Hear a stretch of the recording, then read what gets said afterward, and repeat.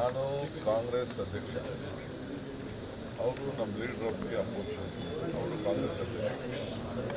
ನಾವು ಭೇಟಿ ಮಾಡೋದು, ನಾವು ಮಾತಾಡೋದು, ನಾವು ಗೌರವ ಕೊಡೋದು, ಪ್ರೋಟೋಕಾಲ್ಗಳು ರಿಸೀವ್ ಮಾಡೋದು, ಇವೆಲ್ಲ ನಾನು ಪಬ್ಲಿಕಲ್ಲಿ ಚರ್ಚೆ ಮಾಡ್ತಾರ. ನೀವೇನೋ ಸುಮ್ಮನೆ ನಿಮ್ಗೆ ಇಷ್ಟ ಬಂದಂಗೆ ಯಾರ್ಯಾರೋ ಹೇಳಿದ್ರು ಅಂತ ಆಫ್ ದಿ ರೆಕಾರ್ಡ್ ಹೇಳಿದ್ರು, ನಿಮ್ಗೊಂದ ನೀವು ಕ್ರಿಯೇಟ್ ಮಾಡಿಕೊಂಡು ನಿಮ್ಮ ಟಿ ವಿಗಿರೋಂಥ ಇದನ್ನು ಗೌರವನ ನೀವು ಹಾಳು ಮಾಡ್ಕೊತಾ ಇದ್ದೀರಿ ಹೊರತು ಯಾವ ಸಂದೇಶನೂ ಇಲ್ಲ.